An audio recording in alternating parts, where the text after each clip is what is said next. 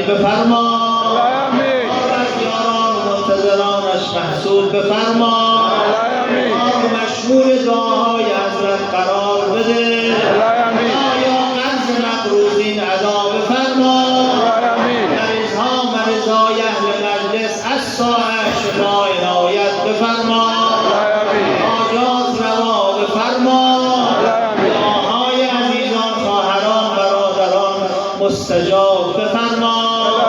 در دنیا و آخرت دست ما از دامن محمد و آلش جدا مفرما. پروردگارا خدایا چه گفتی یا نگفتیم طالب و ما فی الضمیر همه از دل و قلب همه عزیزان آگاهی، خدایا همه را حاجت روا بفرما، زندانی های بیگناه آزاد بفرما. پروردگارا کسانی که به ما ترحم نمی کنند بر ما مسلط بفرما، اسلام و مسلمین نصرت عنایت بفرما،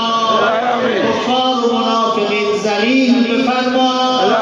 کسانی که به نفع قرآن و دین و مکتب اهل بیت کار میکنند در هر گوشه دنیا مراجع اعظام خدایا تأیید بفرما. گذشتگان همه از مؤمنین و مؤمنات و از جمع حاضر، کسانی که در زینبیه بودند و سر به تیره تراب گذاشتند، مرحوم آیت الله ساجدی خدایا سر سفره امیرالمؤمنین مهمان بفرما.